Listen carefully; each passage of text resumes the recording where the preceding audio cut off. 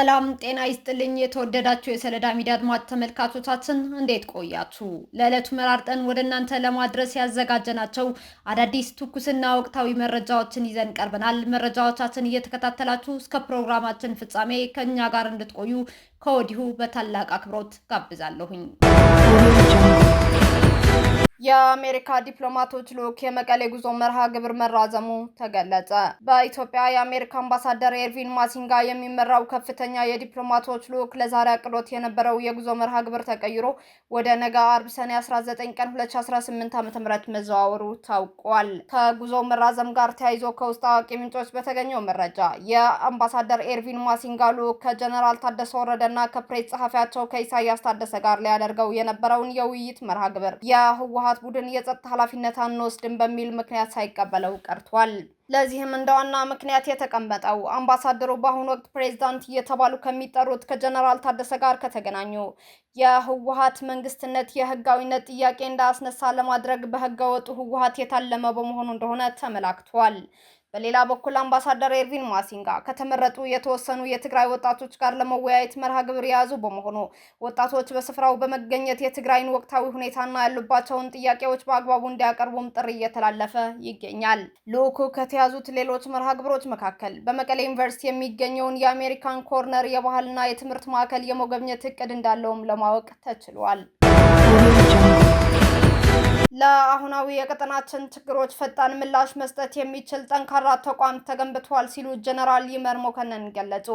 ዓለም አቀፍ ተለዋዋጭ የጦርነት ባህሪን በመረዳት ለአሁናዊ የቀጠናችን ችግሮች ፈጣን ምላሽ መስጠት የሚችል ጠንካራ ተቋም ተገንብቷል ሲሉ የመከላከያ ትምህርትና ስልጠና ዋና መምሪያ ኃላፊ ጀነራል ይመር መኮንን ገልጸዋል። ጀነራል ይመር መኮንን የኢትዮጵያ ብሔራዊ የመከላከያ ኮሌጅ ዓመታዊ የብሔራዊ ደህንነት ኮንፈረንስ ባካሄደበት መድረክ እንደተናገሩት አሁናዊ የኢትዮጵያ ብሔራዊ የደህንነት ተግዳሮቶችና የመፍትሄ አቅጣጫዎች የውይይቱ አንኳር ነጥቦች ናቸው ብለዋል።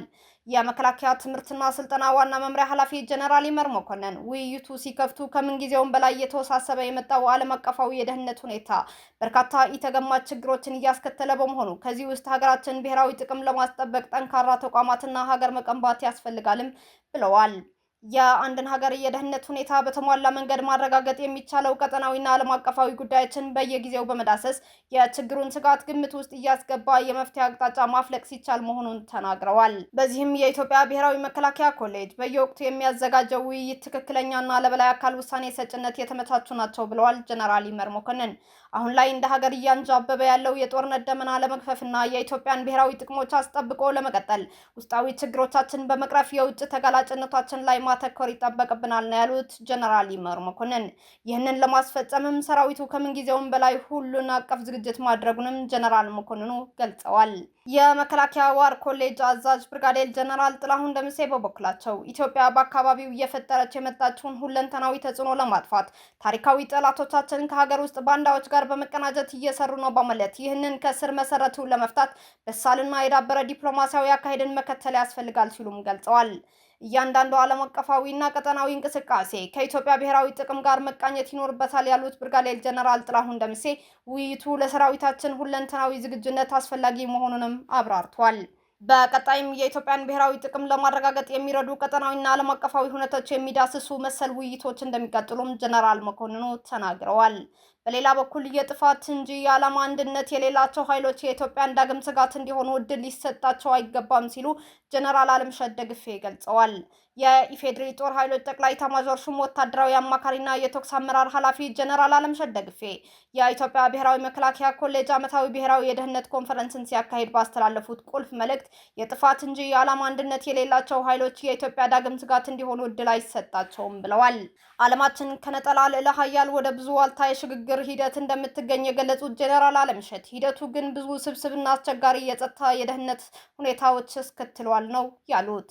አሁናዊ ቀጠናዊ ሁኔታ ስንመለከት እድልም ስጋትም ይዞ የመጣ በመሆኑ እኛም እንደ ሀገር እድሉን ለመጠቀምና ስጋት ሆነው ለሚመጡ ችግሮች ደግሞ ምላሽ ለመስጠት ዘመኑን የዋጀ ጠንካራ መከላከያ ሰራዊት እየገነባን ነው ሲሉም አስታውቀዋል።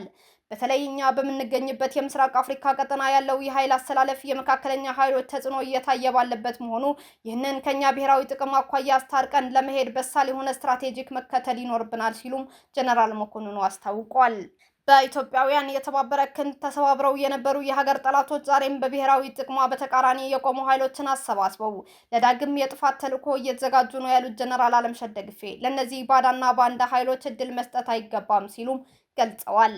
ሰራዊታችን ይህንንና ቀጠናውን ታሳቢ ያደረገ ሙሉ ወታደራዊ ዝግጅት በማድረግ የተለመደውን የጀግንነት ገድል ለመፈጸም በቂ አቅም እንዳለውም ጀነራል አለምሸት ደግፌ ገልጸዋል። ኢትዮጵያና ኒውዚላንድ በዓለም ንግድ ድርጅት አባልነት ሂደት የሁለትዮሽ የገበያ ዕድል ስምምነት ተፈራረሙ።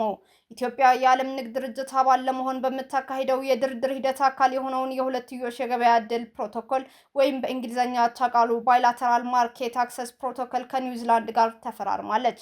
ስምምነቱ ኢትዮጵያ ወደ ዓለም አቀፉ የባለብዙ ወገን የንግድ ስርዓት ለመቀላቀል በምታደርገው ጉዞ ታሪካዊ ምዕራፍ መሆኑም ተገልጿል። ለረጅም ጊዜ ሲካሄድ የነበረው የሁለትዮሽ ድርድር ያጠናቀቀው ይህ ፕሮቶኮል በሸቀጦችና በአገልግሎቶች ዘርፍ ላይ የጋራ የገበያ ተደራሽነት ግዴታዎችንና ጥቅሞችን ያካትታል። ስምምነቱ በጄኔቫ የኢትዮጵያ ቋሚ መልእክተኛ አምባሳደር ጸጋብ ከበበውና የዓለም ንግድ ድርጅት የኒውዚላንድ ቋሚ መልእክተኛ አምባሳደር ክሌር ኬሊ ፈርመውታል።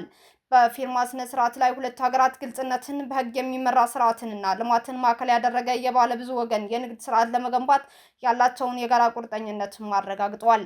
የኒውዚላንድ ተወካይ ኢትዮጵያ በአፍሪካ ፈጣን የኢኮኖሚ እድገት እያስመዘገበች ያለች ሀገር መሆኗን በማንሳት የዓለም ንግድ ድርጅት አባል መሆኗ ከዓለም አቀፍ ኢኮኖሚ ጋር ያላትን ትስስር የበለጠ እንደሚያጠናክረውም ገልጸዋል። በተጨማሪም ሀገራቸው የኢትዮጵያን የዓለም ንግድ ድርጅት አባልነት ሂደት በመደገፍ ረገድ ያላትን ቁርጠኝነትም አረጋግጠዋል።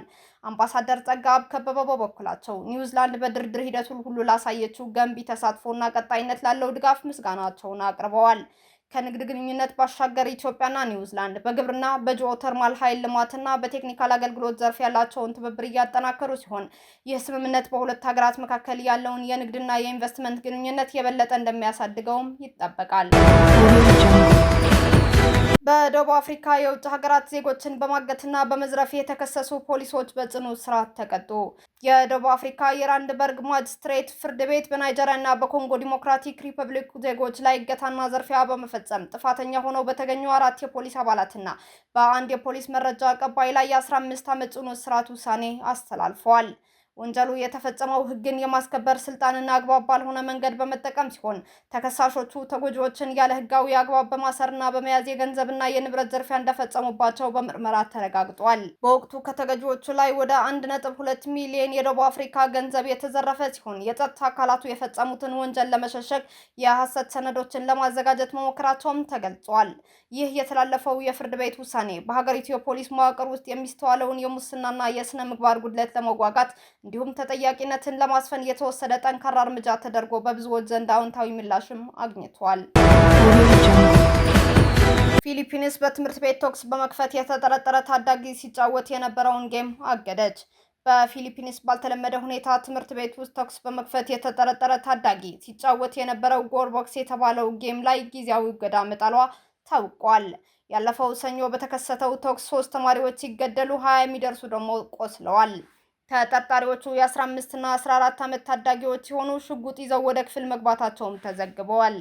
የ14 ዓመቱ ተጠርጣሪ ጎርቦክስ የተባለውን ጌም ይጫወት እንደነበርም ተገልጿል።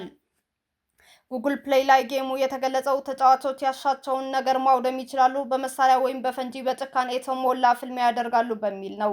የፊሊፒንስ የሳይበር ደህንነት ተቋም የበየነ መረብ ገጹ ለአሰቃቂው ክስተት አስተዋጽኦ አድርጎ ሊሆን ይችላልም ብለዋል። ጌሙ በጊዜያዊነት መታገዱ ለተጠርጣሪዎቹ ድርጊት ምን ያህል ሚና እንደነበረው ለመመርመር እንደሚረዳም ተገልጿል።